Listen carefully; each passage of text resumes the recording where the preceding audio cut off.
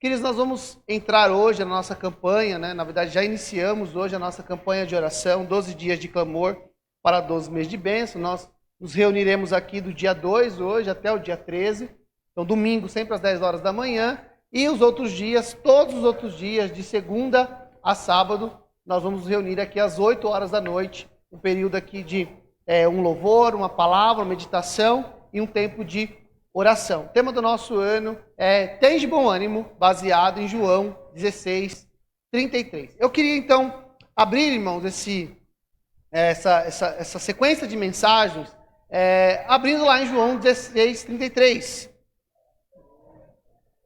João, capítulo 16, verso 33.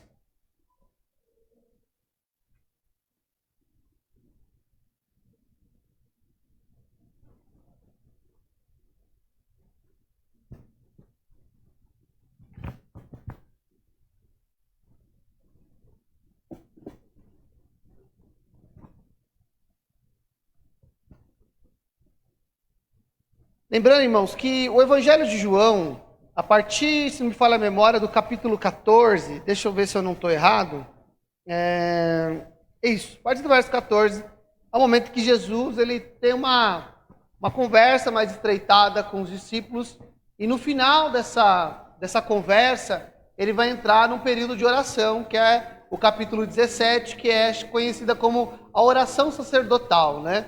Jesus orando ao Pai, confiando, né, intercedendo pelos seus discípulos que ficariam na terra. Mas ele vai terminar o capítulo 16, no verso 33, esse é o último, é o desfecho dessa sequência. Ele vai dizer o seguinte: estas coisas eu vos tenho dito para que em mim tenhais paz. No mundo tereis tribulações, em algumas traduções, aflições, mas tem de bom ânimo, eu venci o mundo. Amém, irmãos? Então, estamos aqui uma declaração final. Jesus está fechando a sua declaração, Jesus está encerrando a sua fala, e ele vem lá desse capítulo 14, falando acerca deles, que ele vai para o Pai, não se turbe o vosso coração, crede em Deus, crede também em mim. Ele vai entrar no capítulo 15, falando que ele é a videira verdadeira, e no capítulo 16 ele vai dar a promessa de um outro Consolador. E aí ele está fechando essa fala com os discípulos, dizendo isso: olha, eu estou falando essas coisas para vocês, eu estou antecipando essas coisas para vocês, para que em mim vocês tenham paz. E essa, irmãos, é uma coisa muito interessante de nós pensarmos, porque Jesus, ele antecipa aos seus discípulos o que há de acontecer. Ele fala previamente aquilo que vai desenrolar ao longo do tempo. E ele diz que o motivo pelo qual ele está falando antecipadamente, ele está antevendo, ele está antecipando, é para que eles tenham paz nele.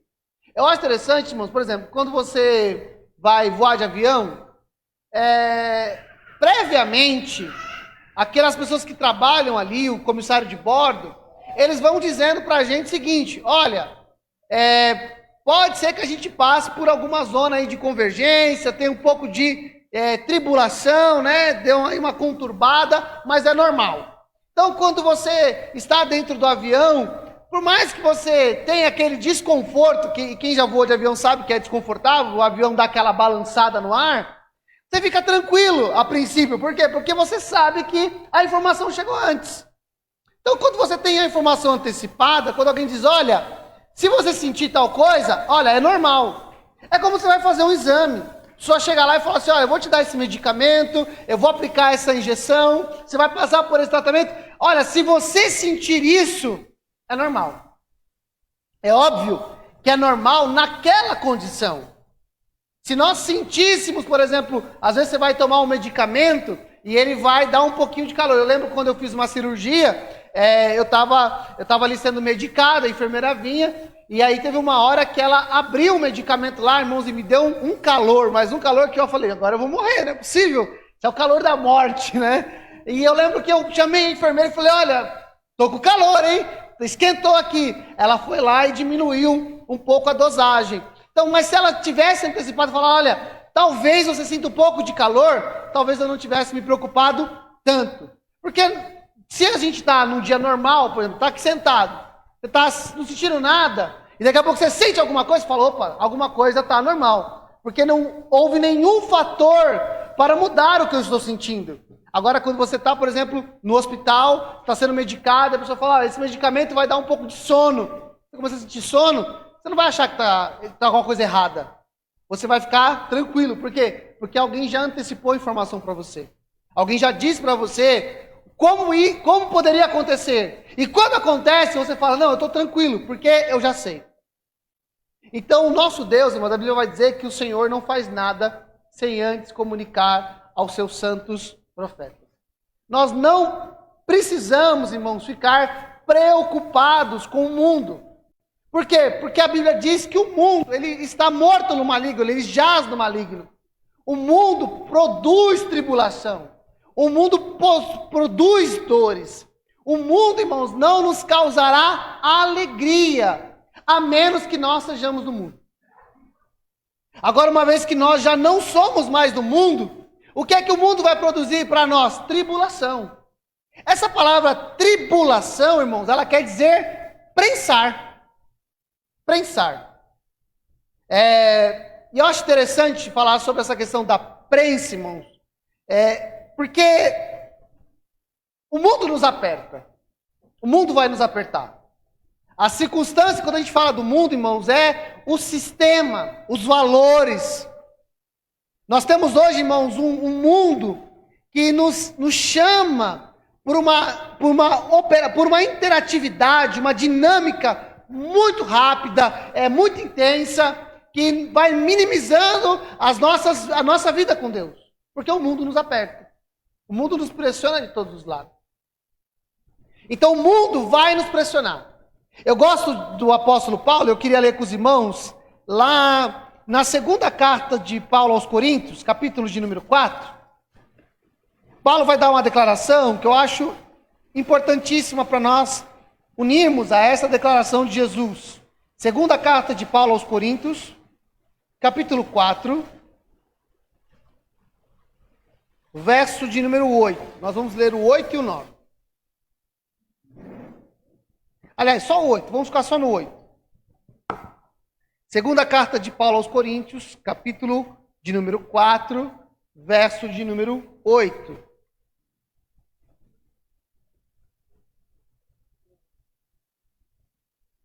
Que diz assim: nós somos atribulados por todo lado, contudo não angustiados. Nós ficamos perplexos, mas não desesperados. Então, o que Paulo está dizendo? Em tudo somos atribulados. Então ele está dizendo o seguinte: em tudo nós somos pressionados. Paulo está falando da sua vida, ele está falando, olha, em todo momento eu me sinto pressionado. Paulo não diz isso à toa, irmãos. Porque se ele está entre os judeus, se ele está em Israel, se ele está em Jerusalém, ele é pressionado pelo grupo judaísta, porque ele prega a fé em Jesus. Então, quando ele vai para Jerusalém, ele é pressionado em Jerusalém. Ele é praticamente, ele é expulso de Jerusalém. Em algum momento ele é preso em Jerusalém. Mas se ele vai para as nações, se ele vai para os gentios, quando ele chega lá nos gentios, ele é o quê? Açoitado, apedrejado, ele é preso, ele é expulso, ele é ignorado. Então Paulo está dizendo, olha, em todo momento eu estou pressionado. Mas ele vai dizer, olha, contudo não angustiado.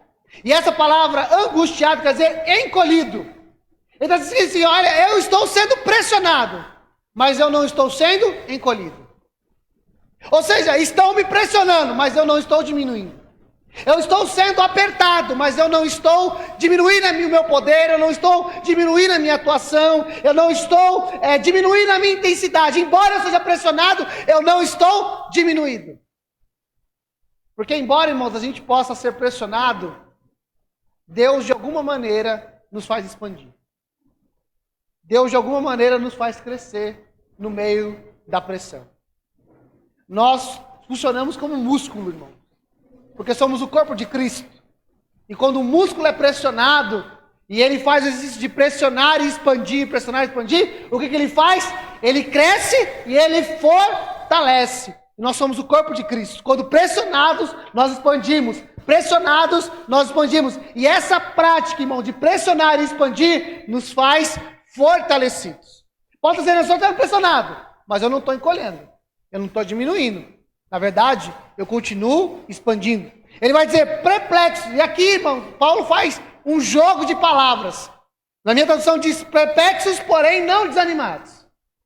E a palavra perplexo quer dizer sem recurso. E a palavra desanimado quer dizer sem recurso. Ou desamparado, sem recurso. O que Paulo está dizendo é o seguinte: embora eu não tenha recurso, embora algumas vezes eu não tenha condições, embora algumas vezes me falte alguma coisa, eu não fico sem recurso. Ou ele poderia dizer, eu não fico sem esperança. Pode me faltar alguma coisa. Como Paulo vai escrever na sua segunda carta a Timóteo, dizendo, Timóteo, eu vim para minha defesa e ninguém foi comigo. Todo mundo me abandonou. Eu não tinha ninguém comigo. Ele está dizendo que não havia ninguém para ser minha testemunha, não havia ninguém para me consolar, não havia ninguém ali para dar uma palavra para mim, não havia ninguém ali que se levantasse a meu favor, não havia ninguém. Todos me abandonaram, Timóteo, todos me deixaram, todos me largaram no tribunal. Ele diz assim, contudo, o Senhor não me abandonou, o Senhor me assistiu. Ou seja, embora eu não tenha nenhum recurso humano, embora eu não tenha nenhuma ajuda humana, embora eu não tenha nenhum encorajamento humano, eu estou ali perplexo, porém não estou desamparado, porque o Senhor estava comigo naquele tribunal. Então, embora, irmãos, a gente seja pressionado, embora às vezes a gente passe na vida sem algum recurso, o Senhor, Ele nos sustenta e o Senhor nos faz crescer e Ele nos dá uma viva esperança. Ele vai dizer o seguinte, falo essas coisas para que vocês tenham paz em mim. O que a gente precisa entender, irmãos, que não é o fato de nós sabermos o que vai acontecer, não é o fato de, pela palavra, pelo Espírito, o Senhor antever o que nós podemos passar, o que o mundo é capaz de produzir contra nós, é que não vai dar paz. Não é o conhecimento das coisas que vão acontecer que produz paz. Na verdade, esse conhecimento revela quem é Jesus. Esse conhecimento deve nos levar a uma admiração a Jesus, uma devoção a Jesus. Uma alegria na pessoa de Jesus e uma paz na pessoa de Jesus. Ele fala assim, eu estou falando tudo isso para que vocês tenham paz em mim. O que ele está dizendo é, eu quero que vocês saibam que eu estou no controle. Eu estou dizendo para vocês exatamente como vai acontecer, por quê? Porque eu estou no controle. Eu sou o Senhor que permanece no controle.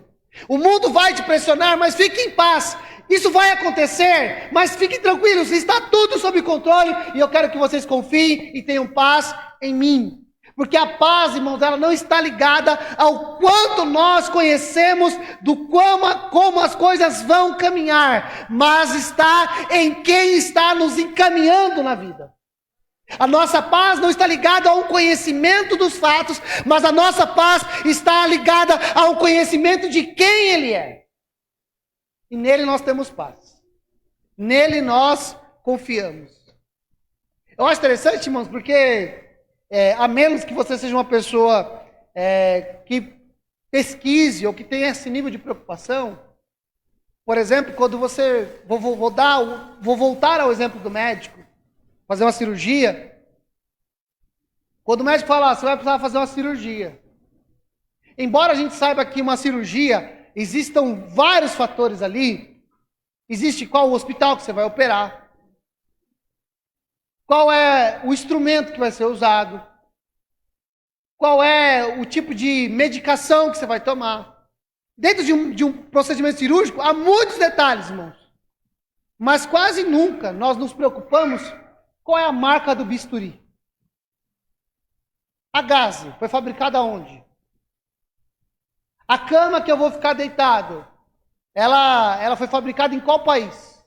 Qual material? A luz que vai ficar sobre o meu corpo, qual que é? Qual é os amperes? Qual é a claridade? Irmãos, ninguém faz esse tipo de pergunta. Ninguém fala, doutor, o bisturi é da onde? A gaze. A linha de costura, a linha que o senhor vai fazer os pontos, qual que é? Qual é a fabricante? Qual a durabilidade? Quais foram os processos que passaram pelo Inmetro para garantir a confiabilidade desses equipamentos? Ninguém faz esse tipo de pergunta. Mas a gente quer saber o quanto o médico é habilidoso. O quanto ele conhece aquele procedimento. O quantas vezes ele fez aquele tipo de procedimento. E o quanto ele é especialista ou referência na área. Se nós chegarmos no lugar e falar assim, olha, você vai ser operado pelo melhor médico da área. Ele já realizou mais de 1000 cirurgias, todas com sucesso, ele nunca perdeu um paciente, ele sempre faz com exímia habilidade, ele é um excelente médico. Você vai tranquilo, por quê? Porque você não está mais preocupado qual é o tipo de medicamento, você não está mais preocupado qual é o tipo de sutura que ele vai fazer, ou qual é o equipamento, qual é a marca do equipamento, porque você sabe que você está na mão de um habilidoso profissional. E você não descansa por causa dos recursos que estão em volta. Você descansa pela habilidade de quem vai fazer o procedimento. Nós não descansamos porque nós sabemos como o mundo é. Nós não descansamos porque nós sabemos como as coisas vão caminhar. Nós sabemos porque aquele que vai cuidar da nossa vida permanece sendo o Deus todo-poderoso, habilidoso e que conhece exatamente o que fazer com a nossa vida. Então nós temos paz, não num monte de informações, mas nós temos paz em quem a nossa vida está confiada e está confiada nele. É nele que nós confiamos. E ele diz assim, eu quero que vocês em mim tenham paz. O mundo vai produzir tribulação. E eu estou falando essas coisas para que vocês tenham paz. Ele vai dizer, olha, embora o mundo te pressione, tem de bom ânimo. Eu venci o mundo. Agora, olha que interessante, irmãos, porque Jesus, ele nos chama para fazer um contraponto ao momento que estamos pressionados. Porque ninguém gosta de ser pressionado. Absolutamente.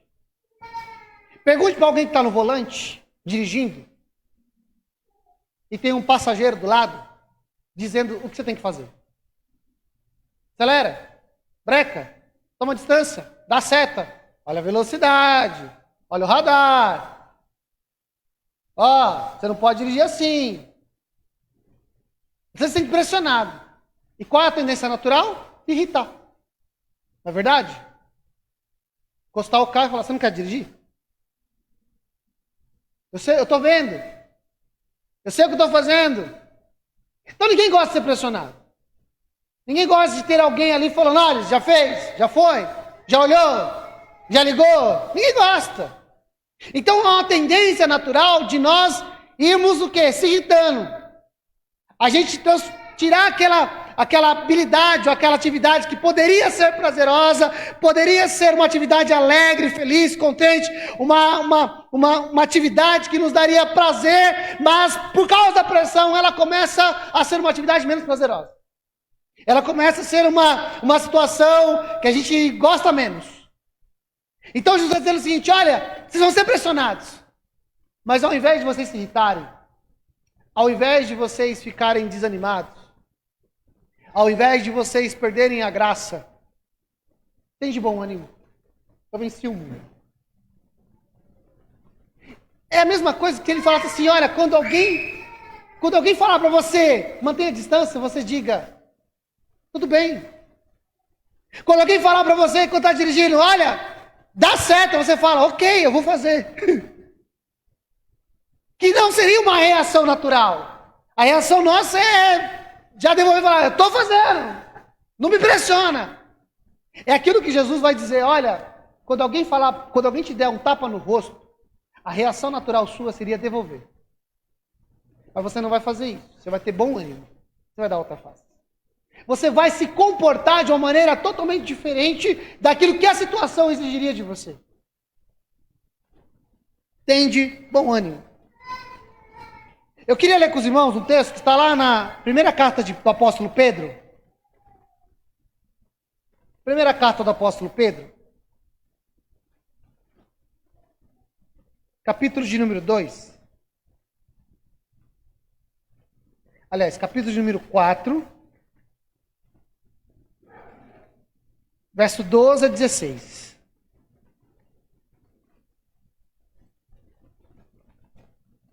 Primeira carta, capítulo 12 ao 16.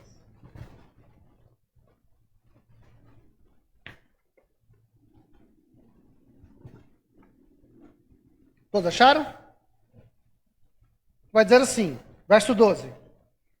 Amados, não estranheis a ardente prova que vem a vós para vos testar, como se alguma coisa estranha, nova acontecesse. Mas alegrai-vos no fato de serem participantes do sofrimento de Cristo, para que quando sua glória for revelada, também vos regozijeis com excessiva alegria. Se sois censurados pelo nome de Cristo, felizes sois, porque o Espírito de glória e de Deus repousa sobre vós. Por eles ele é blasfemado, mas por vós é glorificado. Olha o 15 que diz.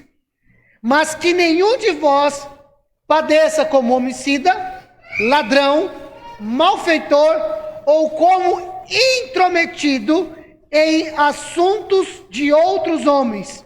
Porém, se algum homem padece como cristão, que não se envergonhe, antes glorifique a Deus nisso.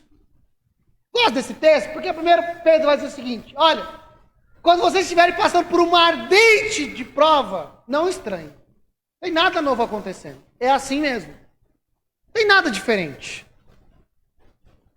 E ele vai falar sobre isso, olha, porque se você sofrer as causas de Cristo, é sinal de que você também vai provar das excessivas alegrias. Isso é sinal de que o Espírito de Deus e o próprio Deus repousa sobre vocês. Isso é uma prova de que o mundo, Jesus vai dizer isso, né? O mundo vos odeia porque vocês não são do mundo. Então, a prova da nossa tribulação, a prova da nossa angústia, a prova da nossa pressão, é a prova de que o Espírito repousa sobre nós, de que Deus está sobre nós e de que nós vamos ser participantes das excessivas alegrias na revelação da glória de Cristo. Agora ele vai dizer o seguinte, porém, que nenhum de vocês sofra porque você é um homicida, ou porque você é um ladrão, ou porque você é um malfeitor. Se nós falássemos só nesses três, estaria fácil, né, irmão? Tranquilo. Porque até onde a gente sabe, ninguém aqui está disposto a matar alguém. Embora a Bíblia diga que quem odeia o seu irmão é igual a um homicida. Ninguém está aqui disposto a roubar ninguém. E nem tampouco fazer o mal. Mas olha o que ele vai dizer. Algumas traduções vai dizer, aquele que não se mete em assunto alheio. A minha tradução vai dizer assim, que não seja intrometido. Existem algumas pessoas, irmãos, que elas passam por tribulação, não porque elas são cristãs, mas porque elas são intrometidas. Porque elas se enfiam em assunto alheio. Ela caça problema. É como o provérbio diz, da pessoa que tenta segurar um cachorro pelas orelhas. Ele vai se enfiar numa situação que vai causar nele um problema. Que vai causar nele uma dificuldade. Não é porque ele é cristão, é porque ele é intrometido. Não é porque ele está defendendo uma causa de Cristo, mas porque ele se envolveu na questão errada. Então, Pedro dá essa recomendação. Olha, vocês vão sofrer. Vão sofrer por causa de Cristo, as suas dores, vocês vão sofrer as suas alegrias. Olha, vocês vão passar bem, vocês vão ter dificuldade. É prova de que Deus está sobre vocês, que o Espírito está sobre vocês. Mas observe a sua jornada. Observe a sua caminhada. Para que você, porventura, não esteja sofrendo. Porque você está se envolvendo em questões que não deveria se envolver. Então, aqui está sendo uma validade do tipo de vida que você está levando. Porque algumas pessoas dizem assim, eu estou sofrendo, mas Deus vai me dar vitória. Depende. Por que você está sofrendo? Você está sofrendo por causa dos valores de Cristo? Você está sofrendo porque você quer viver uma vida justa, uma vida honesta, uma vida santa? Ou você está sofrendo porque você foi se enfiar num vespeiro. Colocou a mão num ninho de marimbondos. Porque você não foi para resolver o assunto. Você foi para ser um espectador do assunto. Você não foi para tentar apaziguar a situação. Mas você foi para comer pipoca e assistir o circo pegar fogo. Então Pedro vai dizer assim, ó, por causa disso não sofra. Que não seja esse o motivo do seu sofrimento. Quando a gente está sofrendo, quando a gente está sendo pressionado, irmãos, essa é uma pergunta que nós temos que fazer. Por que eu estou sofrendo? Por que eu estou sendo pressionado? É fruto de uma má decisão? É fruto de uma situação que eu poderia ter evitado? Ou não? Eu estou sofrendo e eu estou passando por que eu estou passando porque eu não estou abrindo mão da minha identidade, por eu ser um cristão. Ou ser um pequeno Cristo, né? Que essa palavra, ela vai nascer em Antioquia.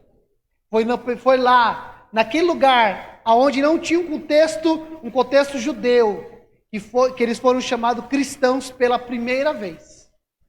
Porque eles eram parecidos com Cristo, eles eram pequenos cristos.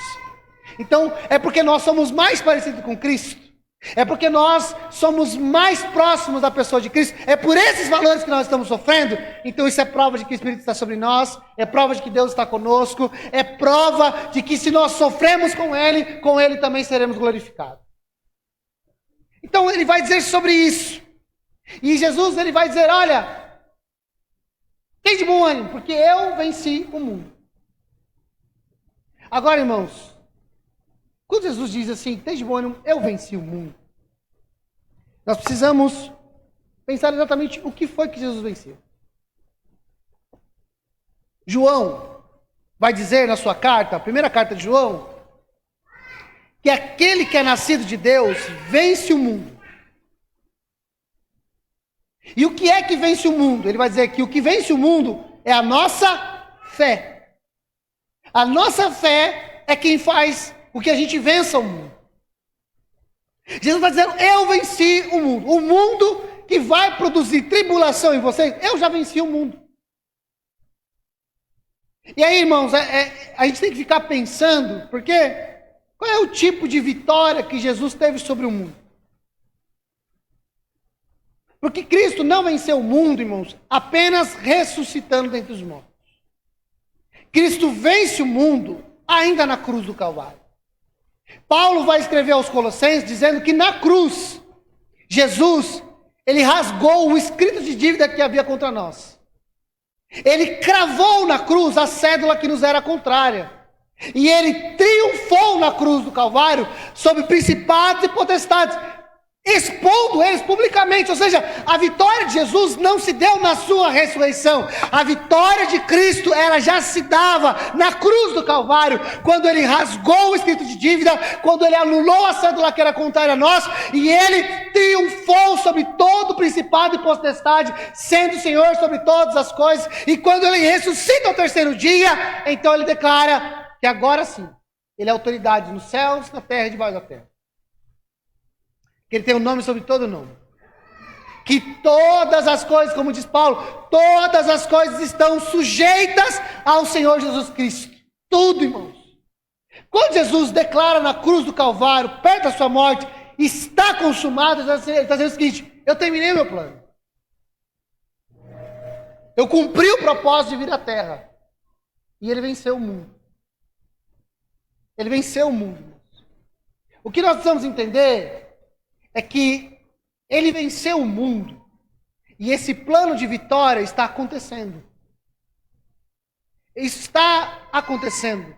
Nós já citamos muitas vezes esse texto que está em 1 Coríntios 15, quando Paulo vai dizer que é necessário que quando Cristo vier, o corpo que é corruptível, ele se torne incorruptível. Que o corpo que é mortal, ele se torne imortal. E então se cumprirá o provérbio que diz, tragada foi a morte pela vitória. Porque a morte é o último inimigo a ser vencido. Quando Jesus Cristo ele ressuscita, E a Bíblia vai dizer que ele é o primogênito entre os mortos. Significa o seguinte, que ele é o primeiro a ressuscitar para nunca mais morrer. Porque, irmão, Jesus não é o primeiro personagem a ressuscitar na história da Bíblia. Muitas outras pessoas ressuscitaram antes que Jesus ressuscitasse. O filho da Sunamita ressuscitou. A própria filha do Jairo ressuscitou. O filho da viúva da cidade de Naim ressuscitou. O Lázaro ressuscitou. Mas todos eles que ressuscitaram para algum dia, em algum momento, voltar a morrer. Mas Jesus, ele é o primeiro que ressuscita dentre os mortos para nunca mais morrer, demonstrando qual o tipo de vitória que nós teríamos nele, irmãos. E ele vai dizer assim, eu venci o mundo. Agora, eu queria ver com os irmãos, lá em Lucas, uma declaração de Zacarias, Lucas 1. Lucas 1. Nós vamos ler do verso 68 ao 75, mas eu quero dar uma ênfase nos dois últimos versículos, o 74 e o 75.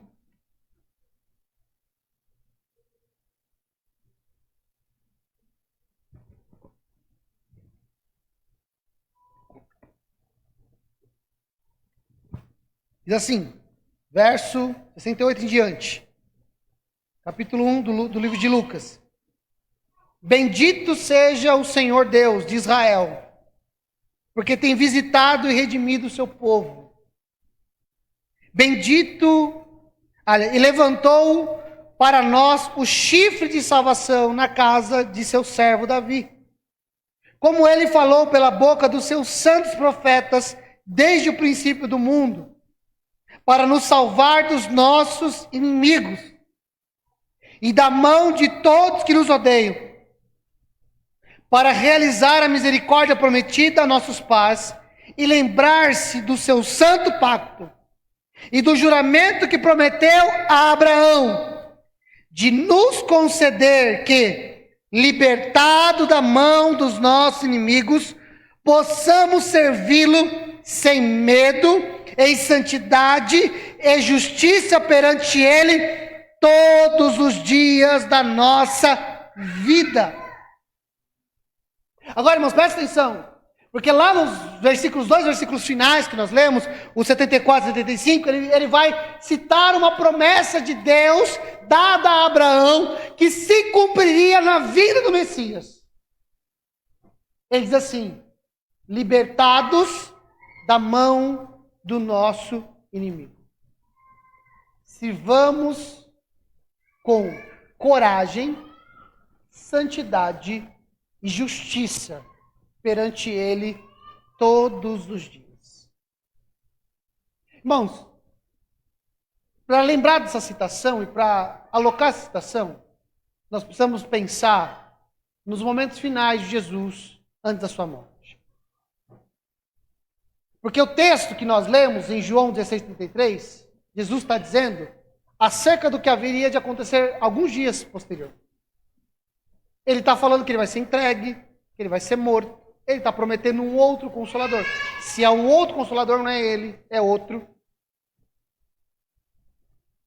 E ele está falando, olha, eu estou falando isso, não para vocês ficarem com medo, mas para que vocês tenham paz em mim. Embora o mundo, por tribulação, tem de bom ânimo, eu venci o mundo. Quando ele está dizendo, eu venci o mundo, ele está dizendo acerca da sua morte e ressurreição. Quando Jesus declara isso, o que acontece? Jesus vai para a cruz, ele vai ser preso, ele vai para a cruz, e a partir da morte de Jesus, o que vai desencadear? Os discípulos começam a ficar dispersos. Uns estão indo embora, subindo novamente para Galileia, porque eles estão a caminho de Emaús, e é um caminho de subida, saindo da região da Judéia, voltando para Galileia. Alguns estão trancafiados com medo, estão fugindo. Pedro nega Jesus.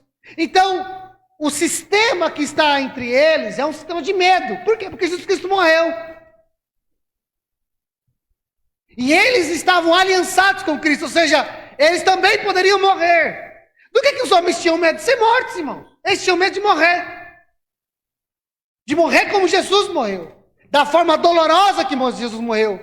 Da forma vexatória que Jesus morreu. Então o que eles começam a fazer? Eles começam a desanimar e eles começam a dispersar. Pedro vai voltar a pescar, alguns vão junto com ele. Eles estão se distanciando da vida que Jesus tinha para eles. Mas quando Jesus Cristo ressuscita e passa uns dias com eles, encorajando e falando acerca do reino dos céus, quando Jesus ressuscita, esses homens agora têm uma percepção. Olha, nós tínhamos medo de morrer. Mas Jesus ressuscitou. Ele venceu a morte. Ele venceu o maior de todos os nossos inimigos. Mas nem a morte pode parar Jesus. Então, quando Jesus ele é assunto aos céus, quando ele sobe aos céus, e eles recebem poder pelo Espírito Santo, esses homens, irmãos, começam a sofrer várias perseguições para a morte. Alguns, registrados nas Escrituras, eles morrem. Os outros também todos morrem martirizados, exceto João. Todos eles, irmãos, morrem por causa de Cristo. Mas eles não estão se importando. Por quê? Porque é isso que Zacarias está dizendo. Esta é a promessa dada a Abraão, que o Senhor nos livraria dos nossos inimigos. E quando isso acontecesse, nós serviríamos ao Senhor com coragem, com santidade e com justiça. Ou seja, quando Jesus ressuscita e eles são empoderados pelo poder do Espírito Santo, eles começam a ser mensagens: nós vamos te matar. Só que não tem problema nenhum. Eu não vou diminuir a minha coragem. Eu não vou diminuir a minha santidade. Eu não vou diminuir a minha fala de justiça. Não. Sabe por quê? Porque Ele já venceu os meus inimigos. Vocês podem me matar, mas Ele já venceu a morte. E eu tenho a esperança da ressurreição em Cristo Jesus. A morte não vai me deter, porque ela não deteve aquele que já o venceu. Quando nós lemos, irmãos, 1 Samuel 17, nós vemos ali o gigante contrariando e ofendendo o povo de Israel, e ninguém podendo lidar com ele. Aquilo, irmãos, é uma tipologia do pecado, da ofensa do pecado e a incapacidade do homem de resolver. 40 dias. Eles são ofendidos. 40 dias.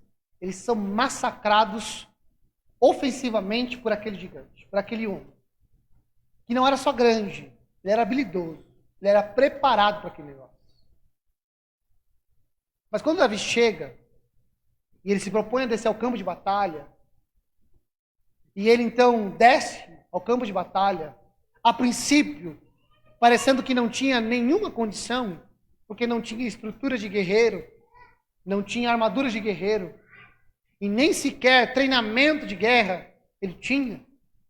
Quando ele vence, quando ele acerta a testa do gigante e ele arranca a cabeça do gigante, o que acontece com o povo de Israel, irmão?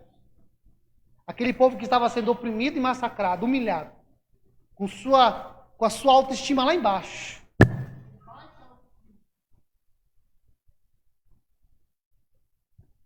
Quando Jesus, quando ele desce e vence o inimigo, Israel é tomado de uma coragem, irmãos. Israel é tomado de uma coragem, de uma ousadia, e todos eles descem ao campo de batalha. A Bíblia vai dizer, irmãos, que eles perseguem os inimigos até o cair do dia. Um povo que estava acuado e acovardado agora tem coragem de ir para o campo de batalha e ir até o limite do dia. Porque quando nós olhamos para Jesus, irmãos, e nós vemos que Ele venceu o mundo, nós temos coragem para descer ao campo de batalha e ir até as últimas consequências por causa dela. O nosso ânimo cresce porque nós olhamos para Ele e nós vemos: Ele venceu o mundo, Ele venceu o maior de todos os inimigos. Então eu vou ter bom ânimo e eu vou lutar essa luta, a luta da coragem, a luta da santidade e a luta da justiça, porque Ele venceu. É interessante, irmãos, nós percebemos que Jesus, ele coloca em nós duas coisas: paz e ânimo. E as duas coisas que Jesus coloca em nós pelo texto, paz e ânimo, elas não estão ligadas a nenhuma outra coisa a não ser sua pessoa. Ele vai dizer: eu falo essas coisas para que vocês tenham paz em mim. E eu peço para que vocês tenham bom ânimo, porque eu venci o mundo. Ou seja, o que de fato, irmãos, traz para nós propriedades de paz e de coragem, de vigor, de ânimo, é o fato de nós estarmos nele. É o fato de nós nos aproximarmos dele. É o fato de nós estarmos apegados a ele. De sermos um com ele. De sermos a sua igreja, de sermos o seu corpo, de sermos o seu edifício, de sermos a sua noiva, de sermos do Senhor, comprados, lavados e remidos pelo sangue do Cordeiro, propriedade exclusiva dele. O fato de sermos dele é o que nos dá paz. E o fato de estarmos com ele é o que nos dá coragem. E se nós, irmãos, quisermos passar por tudo, pressionado, mas não diminuído, sem nenhum recurso, mas com esperança, é porque nós estamos nele. A nossa vida deve ser levada nele. Porque ele, irmãos, é o nascedouro de toda dádiva. Como diz Tiago, que é dele, do Pai das luzes, que vem toda dádiva e todo dom perfeito. Toda propriedade, irmãos, desce dele, vem dele para conosco. E nós precisamos nos relacionar com ele, nos aproximar dele e ter uma vida, irmãos, relacional com o nosso Senhor Jesus Cristo. Não é o quanto nós somos capazes de ler o mundo. Não é o quanto nós somos capazes de entender a vitória. Mas é o quanto nós nos relacionamos com ele, que nos encoraja, e o quanto nós nos relacionamos com ele, que se produz, então, paz para a nossa vida. Amém? Podemos orar, então, em nome de Jesus, irmãos? Vamos orar. Vamos fazer esse período de oração. Hoje, primeiro dia da campanha, nós vamos estar aqui 12 dias. Nós vamos consagrar. Nós vamos orar a Deus para que, embora, irmãos, embora o mundo produza suas aflições, suas prensas, as suas dificuldades, nós, irmãos, possamos crescer. Olha, ser pressionado não significa que você vai ser diminuído. Você pode ser pressionado e crescer. Você pode faltar algum recurso, mas você não vai ficar sem esperança. Porque a gente vai se apegar nele, na pessoa dele, e vai viver uma vida com ele. Amém? Vamos orar então, vamos falar com Deus.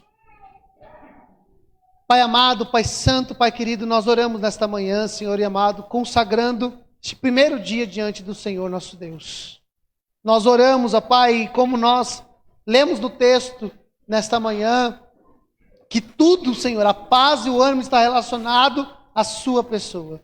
Nós oramos, ó Deus, para que possamos desenvolver, ó Pai, ao longo deste ano, uma vida de relacionamento com o Senhor Jesus Cristo, com a sua palavra, com oração, com o jejum, com as ferramentas, ó Pai, para nos estarmos cada vez mais próximos do nosso Deus, cada vez mais próximos do nosso Jesus, e que a vida de Jesus em nós, que a presença gloriosa do Cristo em nós, que a presença do Deus Todo-Poderoso em nós, ela nos acrescente cada dia mais, ela nos fortaleça cada dia mais, ela nos faça ter paz no meio de um mundo de guerras, ela nos faça ter ânimo no mundo, ó Pai, que vai desanimando, que vai se esvaziando, que vai perdendo as suas propriedades de paz, de calma, de paciência. Pelo contrário, nós vamos sendo acrescidos e acrescentados em todas essas coisas, porque nós estamos bebendo das tuas águas, nós estamos nos envolvendo nas suas fontes, nós estamos nos envolvendo com a pessoa do Senhor Jesus Cristo, e o fato de estarmos com Ele é o fato que produz em nosso coração paz. Ele nos dá a sua paz. Ele estica essa paz extra circunstancial, essa paz soberana, essa paz gloriosa, essa paz que não é gerada na terra, mas ela é gerada nos céus. Ela vem da eternidade, ela vem de um trono, de um príncipe de paz, ela vem de um Deus chamado Jeová Shalom, o Deus que nos alcança em paz. Pai, em nome do Senhor Jesus Cristo, que nós não venhamos estranhar o mundo e o seu curso, o mundo e as suas pressões, o mundo e as suas dificuldades, o mundo e as suas inquietações. Pelo contrário, que olhando para o Senhor Jesus Cristo, nós possamos entender que tudo está debaixo do governo e do controle das tuas mãos, Senhor amado. Pai, não existe nenhuma tribulação, não existe, Pai, nenhuma prensa que o Senhor não tenha conhecimento, e mais do que isso, que o Senhor não tenha controle. Paulo vai dizer que nós não somos, Pai, pressionados, provados, além do que nós podemos suportar, porque além de não ser permitido dar uma pressão maior do que nós podemos, o Senhor é o Deus que ainda dá a nós um escape, o Deus que não nos permite uma pressão maior do que podemos suportar, um Deus que não permite, Pai amado, uma tribulação maior do que nós podemos suportar. Ele é o mesmo Deus que abre portas de escape. Pai, em nome de Jesus, que por causa da sua vitória, Pai amado, nós possamos ter ânimo, o mesmo ânimo que agiu no coração dos israelitas, quando Davi, ele desceu para o campo de batalha, vencendo o gigante, e trazendo ânimo ao coração dos seus contemporâneos. A mesma coragem que houve no coração de Gideão, que antes de enfrentar os midianitas, teve a coragem de derrubar os altares da sua casa e do seu pai. Pai, em nome de Jesus, dá-nos ânimo, Senhor, não apenas para travarmos batalhas externas, mas também para travarmos batalhas internas, ó Pai amado. Em nome do Senhor Jesus Cristo, dê-nos o mesmo ânimo que o Senhor deu ao povo de Israel, quando Neemias chega naquele lugar. O povo estava em vergonha, estava em opróbrio, eles estavam expostos à nudez, mas quando Neemias chega lá e declara como a boa mão do Pai estava sobre ele, aquele povo teve ânimo para a reconstrução. Pai, que nós possamos olhar a sua obra grandiosa, que nós possamos olhar os teus feitos e a tua pessoa, a tua vitória, as tuas promessas, e nelas termos ânimo, Senhor, porque o Senhor venceu os nossos inimigos, para que nós possamos servi-lo com coragem, santidade e justiça, não por um dia, não por 2, não por algumas horas, não por algumas décadas, mas como diz Zacarias, profetizando todos os dias da nossa vida, Senhor amado. Nós consagramos o mês de janeiro diante do Senhor. Nós apresentamos este mês. Nós oramos, ó Pai, pelo mês de janeiro. Oramos, ó Pai, pela nossa comunidade. Oramos por um crescimento, por um desenvolvimento. Eu oro, Pai, que ao longo dos dias dessa campanha, os nossos irmãos sejam acrescentados em fé, sejam acrescentados em amor, sejam acrescentados em paz, sejam acrescentados por bênçãos espirituais, a qual Paulo vai dizer que nós já somos abençoados com toda sorte de bênção nas regiões celestiais em Cristo Jesus, nosso Senhor. Que os seus filhos sejam em tudo enriquecidos. Pai, guarda a nossa nação, livra do mal. Pai, ajuda-nos a batalhar pela fé, ajuda-nos a batalhar pela unidade, ajuda-nos, Senhor amado, a levantar a bandeira da palavra ao longo desses dias, ó Pai amado. Abençoa-nos, Senhor, alcança com graça. Ao longo desses dias, Senhor, promove curas, restaurações, avivamento no coração dos teus filhos. Pai, em nome do Senhor Jesus Cristo, marca-nos com a tua presença, marca-nos com o teu fogo, marca-nos com a tua graça, Pai, em nome do Senhor Jesus Cristo. Que haja um ânimo sobressalente sobre nós, haja uma paz abundante no nosso coração, haja uma presença gloriosa do Senhor sobre cada um de nós, em o nome do Senhor Jesus Cristo, Pai. É o que nós te pedimos neste dia, e é o que nós já, Pai, de antemão, te agradecemos, em o nome do Senhor Jesus Cristo. Amém, e graças a Deus. Você pode aplaudir o Senhor bem forte?